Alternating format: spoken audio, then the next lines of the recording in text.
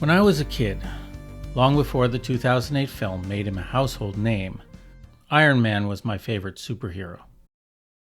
I liked him because he didn't get powers because he was an alien like Superman, wasn't given them by someone else like Green Lantern, wasn't born with them like the X-Men.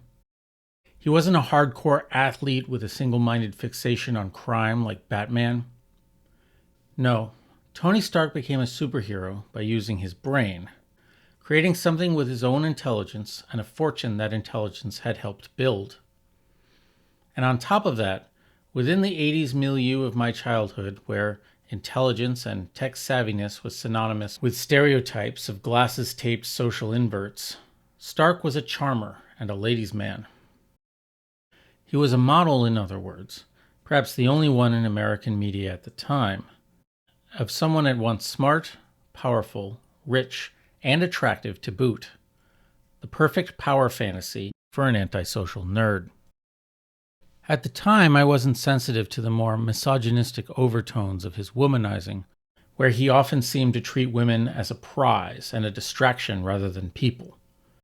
It'd be some years before his secretary, Pepper Potts, originally married off to Happy Hogan, would be brought back as his love interest. And certainly I didn't pick up on the more frighteningly militaristic implications of Stark being a weapons manufacturer, more pronounced in the early jingoistic comics where Stark was regularly shown developing weapons of mass destruction like a jet-mounted ray that could destroy a city, and shown regularly fighting evil and often racist communist caricatures from Vietnam, China, and the Soviet Union. In an interview, Iron Man co-creator Stan Lee said he created the character to be the kind of person he thought his young, idealistic 1960s readers wouldn't like. But I said, I'm going to make the kids like him. Tony Stark is a genius. This is textual. In the comics and films, he's shown as someone who's not merely very intelligent, but whose intelligence takes on a magical quality of creating things that others can barely comprehend, as illustrated by the scene in Iron Man 2008, where the villainous Obadiah Stane's highly paid engineers and vast resources can't reproduce something Stark put together in a cave in Afghanistan. Tony Stark was able to build this in a cave! In the comics, Stark's exoskeleton technology is so singular and irreproducible that the Armor Wars storyline, 1988 to 1989, revolves around the technology being stolen and Stark's fight to take it back. By this point, rather than Stark being an asset to the US military, he's someone who jealously hoards his tech from them, with the danger of the armor falling into public rather than private hands being emphasized by the military's own Stark tech firepower armor being equipped with a literal nuclear warhead to nearly disastrous results. The alternate universe of the Ultimate line of comics took Stark's miraculous abilities to their logical conclusion and simply made his genius an actual mutant superpower. In ancient Rome, a genius was a kind of attendant spirit to a person, place, or family, something like a guardian angel whose divine power could move through a person and bring them to perform great works. By the European Middle Ages, it was thought that great works of art were granted by God. The artist merely a vessel through which the art passes, and through much of the period, artists went unnamed, as who they were wasn't thought to be important, since the Lord was the ultimate author. In the 18th century, the word took on its modern meaning of a person with exalted mental abilities and artistic sensibilities, and, particularly in the wider culture, maintained its overtones of the mystical and the divine, implied by the ubiquitous language used to discuss it, like calling it a gift from whom, after all, if not the divine. What intelligence actually is and how one might go about measuring or understanding it is a hotly debated topic, but it's clear that genius doesn't exist the way it appears in stories like Iron Man. While the media continue to love stories about lone geniuses and having things like Stark Tech or Pym particles as the product of singular minds that no one else can create provides convenient MacGuffins for stories, in reality, contemporary discoveries and technological advancements usually happen as a result of collaboration and people building on the work of others. Albert Einstein is practically synonymous with genius, but his theories of relativity relied on the work of countless scientists who came before, colleagues who assisted him and work on developing and proving his theories was taken up by the scientists who came after. The book The Structure of Scientific Revolutions by Thomas Kuhn, 1962, explores in detail how radical scientific revolutions happen not because of great men and their great ideas, but because of buildups of knowledge and experimentation that reach inflection points where new scientific ideas become necessary and impossible to proceed without. Scientific change is a group effort. Thomas Edison, another name frequently synonymous with genius, famously filled his laboratories with scientists who constantly experimented and collaborated, and one of his most famous quotes is that genius is 1% inspiration, 99% perspiration. Edison did not somehow intuit exactly how to make a light bulb, but building on the known phenomenon of electricity causing materials to glow, tried with his team 2,774 different filaments before discovering one that worked. Or to use an example from music, as a teenager, Brian Wilson of the Beach Boys was obsessed with vocal harmonies and spent hour upon hour painstakingly transcribing the harmonies of every song by his favorite group, the Four Freshmen. Wilson is sometimes called a genius of vocal harmony, but that genius was in fact a hard-won skill. Meanwhile, his brothers and fellow bandmates Carl and Dennis, who naturally shared much of the same genetic material, didn't show the same ability at arrangement or songwriting. Young Dennis called Brian a freak for preferring records to baseball. For a time, Dennis later found himself caught up in Charles Manson's sex and death cult, showing a different danger of lionizing a gifted leader. The more you look at people who seem to have been born with miraculous abilities, the more you find people who trained hard at them, typically from a young age, like Tiger Woods being taught golf from toddlerhood, or Wayne Gretzky's father creating an ice rink in his backyard so he could focus on hockey as a child. Moreover, the idea of genius as genetic, as a gift a person is born with, naturally plays into eugenic ideas. If genius is genetic, we should logically breed more geniuses. If idiocy is genetic, we should breed fewer idiots. Or perhaps we should identify those with heritable talents early on and put them on a path to leadership while we funnel the more modestly endowed into lives of subservience and humble trades. In effect, in the United States and around the world, this is often exactly what we do. In our schools, we segregate children as young as 4 into talented and gifted programs, which themselves stem directly from the work of eugenicists like Lewis Terman and Lita Hollingsworth. And these programs typically have admittance by standardized testing, often IQ tests. The IQ test began as a tool designed by French psychologists Albert Binet and Theodore Simon to help identify children who would have difficulty in school. Binet, however, did not believe that the IQ test could be used to measure some kind of single, permanent, inborn intelligence level, instead believing that, quote, intelligence was far too broad a concept to quantify with a number. But this didn't stop American psychologist Lewis Terman from taking it up as just that, averring that intelligence was just as measurable as height and weight. In 1928, Terman selected 1,528 subjects between the ages of 3 and 28 with high IQs and proceeded to follow them throughout their lives, sure that this group represented the future leaders and pivotal figures in their fields. Though from a scientific standpoint, he poisoned the study by actively mentoring the children and aiding them behind the scenes to, for example, get into Stanford, thus proving more about the power of privilege than intelligence. In the end, the study only showed that the group he followed were by and large normal people who led normal lives, and the various accomplishments they showed could have been predicted by their greater than average socioeconomic status alone. Further, when looking at the most successful and least successful people in the study, the IQs were virtually the same, while the true differentiating factor turned out to be, quote, confidence, persistence, and early parental encouragement. Indeed, even since Terman's time, the IQ test was known to have problems based not on inherent intelligence, but on education level. Many of the questions on IQ tests rely on knowledge of vocabulary or mathematics, things that are taught and teachable. This, for example, is a problem with a lot of the studies cited in The Bell Curve by Richard J. Herrnstein and Charles Murray, 1994, the racist tome that claims to scientifically prove that some races are superior to others, but relies entirely on studies that run the gamut from hopelessly flawed to outright fraudulent.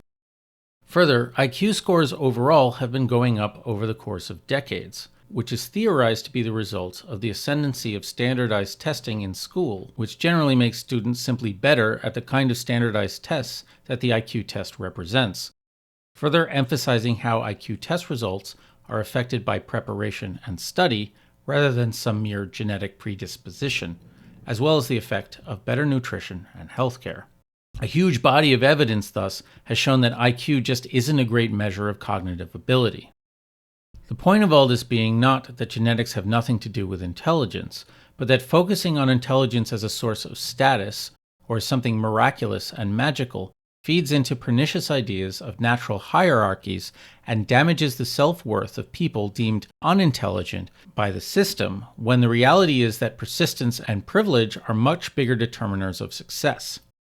And the fallout of these pernicious ideas in our culture often result in formerly gifted children crashing hard against reality, see gifted kid syndrome, or providing cover for rationalizations for the legitimacy of wealth and power, witness Donald Trump's obsession with high IQ people and low IQ people, to outright racism, Donald Trump again.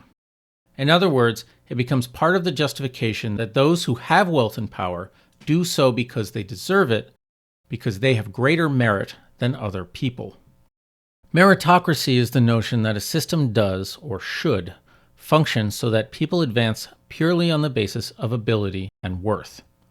Those best able to do certain jobs will naturally rise to do them, and likewise those best able to lead will become leaders, while those only suitable for menial work will find their own respective level.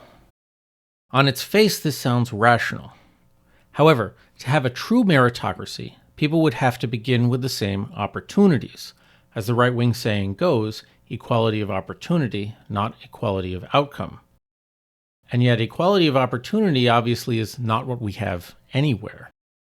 For example, in much of the US, local education systems are funded by property taxes. This means people who live in wealthy areas get a better education than those in poor areas, creating better opportunities and thus better outcomes. This shouldn't be a controversial point, it's plainly obvious. And this is one of the many examples of the systemic inequalities built into our system that produce unequal opportunities. Yes, a poor person might be able to overcome these inequalities and achieve success of whatever measure, but there's no question they're going to have a harder time of it than a rich person or even a comfortably middle-class person. And if someone really wanted to create a meritocratic system, eliminating these systemic inequalities would be top priority. And yet, for some funny reason, the biggest boosters of the idea of meritocracy are the same who routinely deny that systemic inequality even exists, while simultaneously fighting tooth and nail to keep those same structural inequalities in place. The term woke is just the latest volley in this game of how to dismiss anyone who fights for equality. Wokeness is a nebulous term that even its supporters have trouble defining, as even Donald Trump hilariously pointed out. And I don't like the term woke because I hear woke, it's like just a term that half the people can't even define it. They don't know what it is. But the communications director for Florida Governor Ron DeSantis, one of the country's biggest boosters of anti-woke propaganda, openly defined wokeness as, quote, the belief that there are systemic injustices in American society and the need to address them. And perhaps no greater example exists of the right's insistence that inequality of opportunity does not exist is DeSantis' erstwhile presidential rival Nikki Haley's frequent statement that we're not a racist country, Brian. We've never been a racist country. How could anyone make a statement so plainly false in a country built on chattel slavery and genocide? Haley's argument, a common one with those on the right who routinely lament the fall of patriotic feeling in America, is not that America doesn't have problems, but that by teaching people that America itself is bad, or whatever other negative adjectives, you're teaching them that the country will always be against them and to embrace victimhood. In their view, programs like affirmative action, DEI, and welfare only teach people to be dependent on the state or on not having to work hard to get ahead, which you might as well do if you believe America doesn't grant them the blessings of liberty and opportunity. But this is a circular argument. America grants everyone an equal opportunity, so anyone who says it doesn't is an unpatriotic victim because America grants everyone an equal opportunity. You simply can't fix a problem if you aren't willing to acknowledge it exists. People are on welfare because someone working 40 hours a week at the federal minimum wage would still be $11,000 below the poverty line. Kicking those people off welfare wouldn't motivate them to get a better job, as if being below the poverty line wasn't motivation enough. It would only starve them. But then much of our country's business depends on having an impoverished and desperate strata of workers who will take any job that's offered. These inequalities are built into the system and help to propagate it. Affirmative action exists because centuries of slavery, Jim Crow, redlining, and racism prevented Black Americans from building wealth like their white peers, and so weren't able to become legacies at universities or pass greater opportunities on to their children. DEI exists because racism, even subconscious racism, makes it more difficult for Black people to get work than whites, as shown by an experiment where the same resumes were sent out with both stereotypically white names and Black names, and the white names were 50% more likely to get callbacks from employers. In other words, these programs exist to help combat structural inequalities and create equality of opportunity, not equality of outcome. They don't exist to be racist against white people. It's not that meritocracy is necessarily a racist idea. But if you insist the country is meritocratic when it isn't, you inevitably backwards engineer yourself into racism. You will conclude that if a disproportionate number of poor people are Black, or if a disproportionate number of crimes are committed by Black people, there must be something inherently wrong with Black people. If you don't believe structural inequalities exist, then there's simply no way around this conclusion, which makes it little surprise that the right wing has found itself overrun with people who describe themselves as race realists, which is to say, racists. All this folds neatly into the worship of tradition that typifies conservative thought, which I talked about back in Loki, or How Conservatives Become Fascists.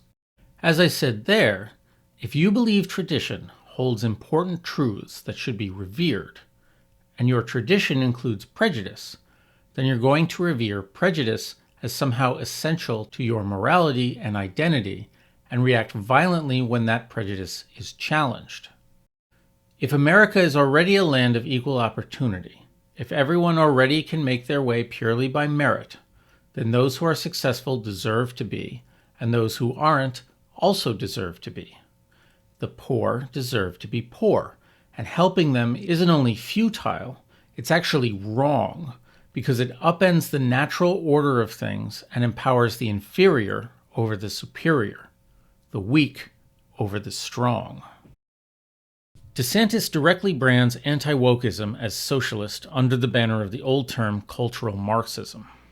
The cultural Marxism narrative states that, beginning with Antonio Gramsci, 1891 to 1937, and the Frankfurt School, a group of German Jewish intellectuals who fled Nazi Germany in 1936, Marxists realized that the proletariat was not playing the role prescribed by Marx in creating the global communist revolution, and therefore Marxists would need to focus on destroying traditional Christian culture and morality to apparently drive the disoriented masses to communism. Forget that the postmodern project of the Frankfurt School was often critical and at odds with Marxism, and that it didn't promulgate Marxist ideas. Forget that this whole concept is fundamentally incoherent.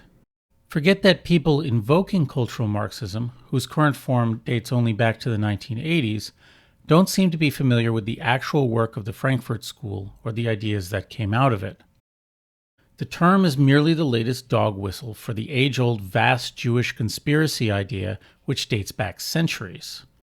Ultimately, some faction of conservatives will always blame whatever they don't like on Jews.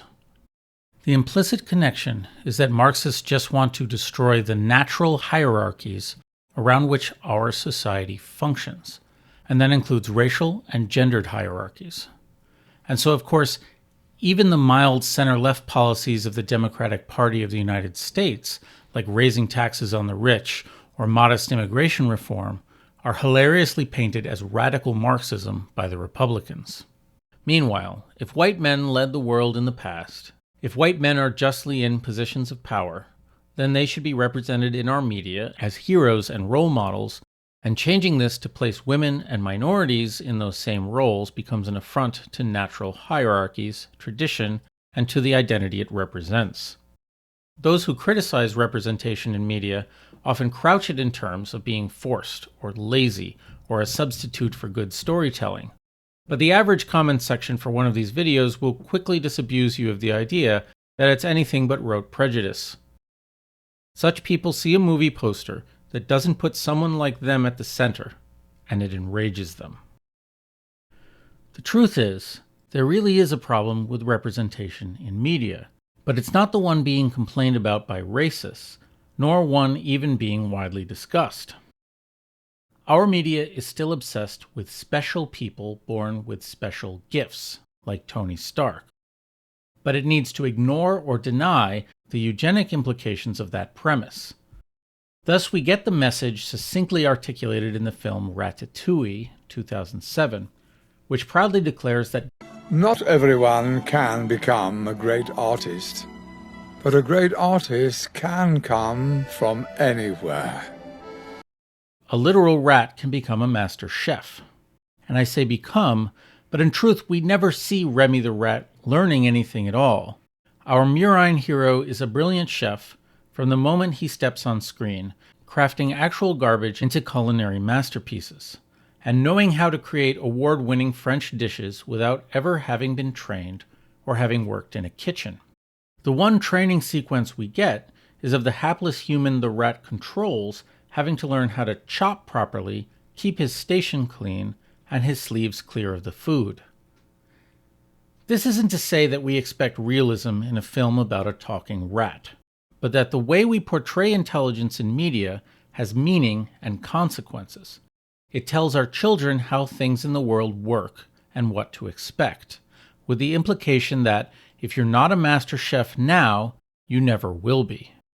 And we see this same strategy in Marvel Comics' lone, singular geniuses still abound, but now they can be people who aren't rich white men, but black girls from more modest backgrounds like Riri Williams and Moon Girl.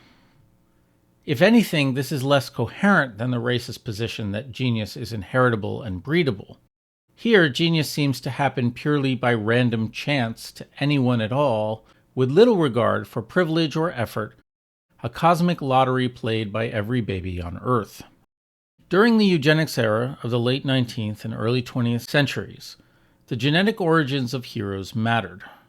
This was true not just in how non-white people were portrayed as racist stereotypes, but which white people got to be heroes. For example, when Tarzan was left as a baby to be raised by apes, it was the intelligence and physical ability granted to him by his aristocratic bloodline that allowed him to become the hero of the jungle, while the African natives all around him remained common savages. The first wave of superheroes from the 1930s and 40s, like Superman or Wonder Woman, likewise followed this general pattern of having powers by virtue of their lineage or magical conception. While Batman is the son of a wealthy industrialist, the closest America has to royalty. Even the exceptions to this trend aren't as straightforward as they seem.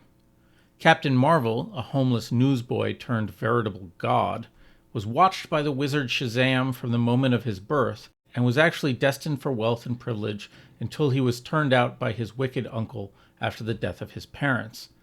and the package of powers he receives, represented by the wizard's name, includes the wisdom of Solomon and the courage of Achilles. Similarly, Captain America, so scrawny he was turned away from military service, is given a serum that increases not only his stature and musculature, but also his intelligence, science granting him the mind that mere genetics had not, just as magic does for Captain Marvel. Always there was the implication that ordinary people simply didn't have the psychological makeup to be real heroes without help. The 1960s, however, saw a wave of superheroes from ordinary backgrounds who have greatness thrust upon them, like Spider-Man or the X-Men. Obviously, this isn't true of all 60s heroes. Thor, for example, is still both a royal and a literal god, and there are plenty of heroes from this period who come from wealthy backgrounds like Iron Man. But we do see a deliberate movement away from the racial overtones of the idea, with the Black Panther, for example, being both royalty and a black African, though it would take some years before his country's depiction changed from a savage backwater to a technological utopia. And so the superhero gradually transformed into a genre where any unprepossessing person with a good heart and grit might be blessed with fabulous powers. And this way of dealing with the fantastic extends far beyond the superhero. For example, the Potterverse with its natural-born wizards and muggles, and where muggles can have wizard children, but the status remains an unalterable accident of your birth. Only in quasi-medieval high fantasy do ideas like the birthright of kings still tend to matter. And even there, the good king's restoration of order and justice, as depicted in Tolkien's Return of the King, has largely been replaced by the more cynical and realistic gamesmanship of unbridled ambition implicit in the title Game of Thrones, where lineage only matters for the claim to power it represents, and being righteous and pure of heart is liable to get you beheaded. The notion of a cosmic genius lottery helps justify wealth and power for the wealthy and powerful, on whatever side of the political aisle. At its most comic, we see this when Hollywood nepo babies insist the film industry is meritocratic. But perhaps the most iconic example of a man in denial of his own privilege, as well as how the idea of giftedness trends backwards towards eugenics, is the richest man on Earth. When I first heard of Elon Musk, he was already being referred to as the real Tony Stark. Cartoon Lisa Simpson even called him possibly the greatest living inventor. I remember looking up Musk's CV and being profoundly confused. Tony Stark was the CEO of Stark Enterprises, certainly, but even more than a businessman, he was an inventor, constantly shown tinkering away at some new gadget or improvement to his armor. Musk, as far as I could tell, had never invented anything. Born into money, he'd started a business with funding from his father and venture capitalists, who refused to let him be CEO, but the extent of his technical expertise amounted to updating a website. He lucked out on an acquisition windfall that he then used to start an online bank called X.com, which merged with PayPal, where he was removed as CEO because of his incompetence and leadership style, and lucked out on another acquisition windfall from that. He took that money and muscled his way into someone else's electric car company, and then carefully crafted the lie that he'd founded the company or had anything to do with its technology. He'd famously proposed replacing the California high-speed rail project with something called a Hyperloop, which, as I suspected when I read about it, turned out to be a nonsense idea made of nonsense, and which Musk later admitted was just a ploy to stall or sink the rail project because he hates trains and public transit more generally. He did eventually get to build a tunnel in Las Vegas through which people drive cars, a true genius. And well before the Twitter fiasco outed him as a fool to the public at large, I'd read a Wired article about him that made it clear he had no idea what he was doing and treated his employees like hot garbage. But the complete sins of Elon Musk have been elaborated elsewhere at length. I recommend the episode of Some More News on the subject. So how had this rich, trust-funded asshole convinced the world that he was a genius inventor? The answer seems to be the same way he seemed to have convinced himself. Musk is someone with geeky interests, a man who can casually refer to the science fiction novels of Ian M. Banks, even as he seems to completely miss their politics. And as anyone who's been to a science fiction convention knows, it's easy for someone to confuse an interest in geeky or nerdy things with actual intelligence or competence. But reading a lot of science fiction novels does not actually make you a scientist.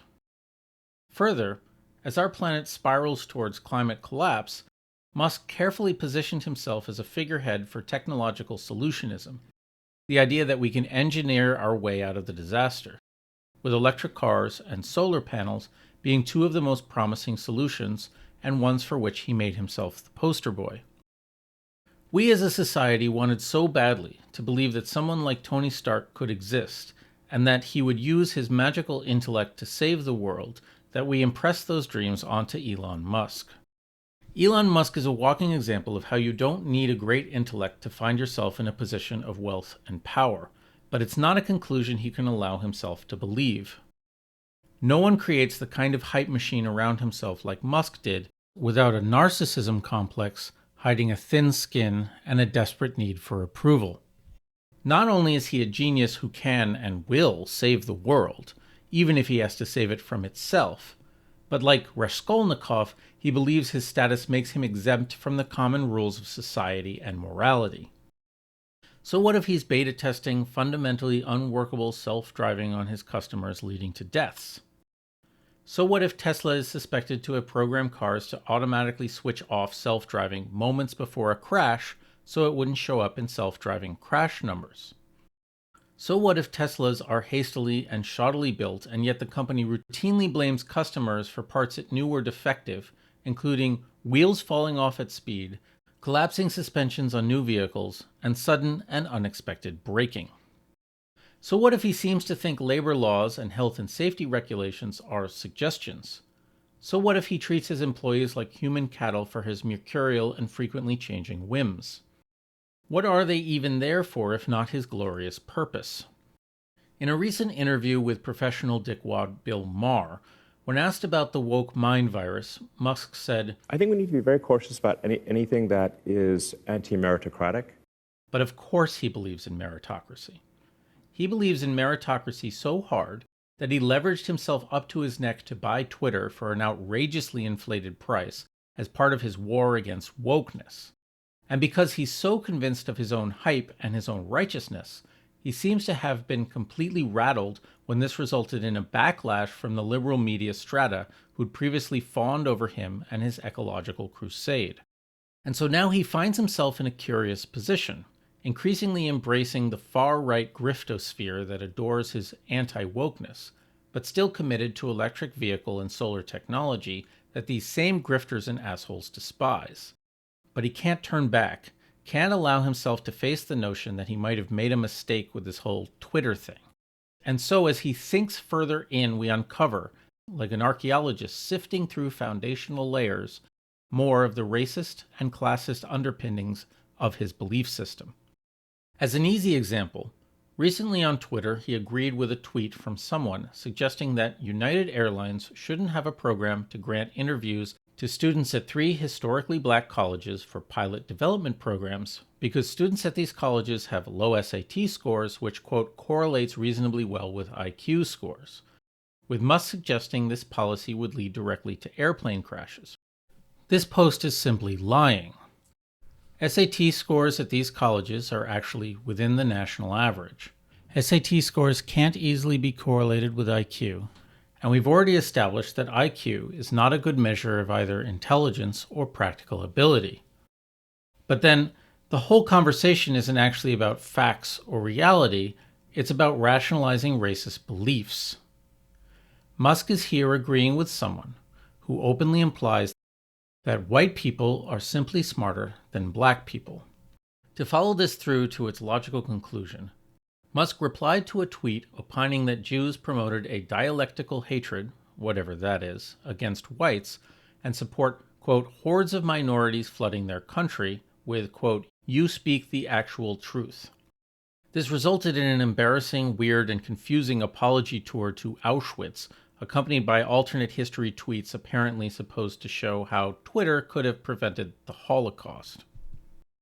Later, he agreed with right-wing Dutch politician Geert Wilders that there was a, quote, collapse of our own culture and Western values due to open borders, and that, quote, uncontrollable amount of non-Western asylum seekers was the, quote, biggest problem we face today.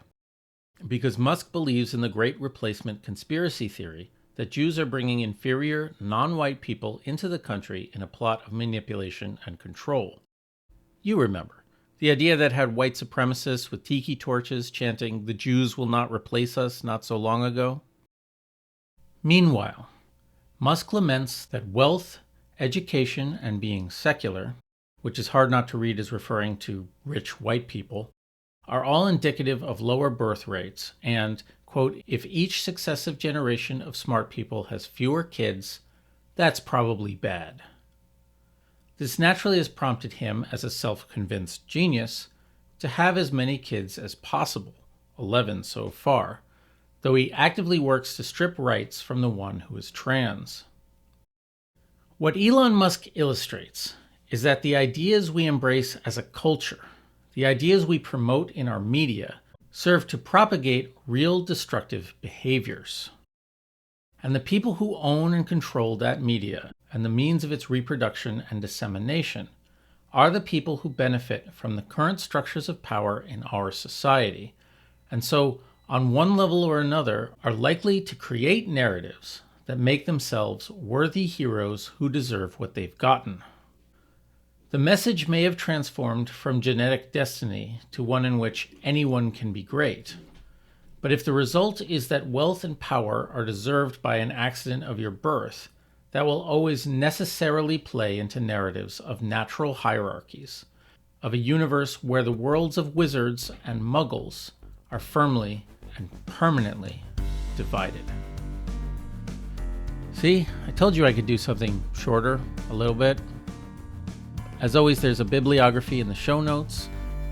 You can support me on Patreon at patreon.com/Eric Rosenfield, where for as little as $1 an episode, you get access to exclusive author's notes, draft excerpts, and early access to episodes. Go to literatemachine.com for the text of this episode and links to the podcast version and newsletter, and you can listen to this as a podcast on your preferred app. I'd like to thank my patrons, Kathryn Carruthers, Gabi Ghita, Hristo Kolev, Kevin Cafferty, Ulysse Pence, Wilma Ezekowitz, IndustrialRobot, Not Invader Zim, Jason Quackenbush, Arthur Rosenfield, and Nancy S. Rosen.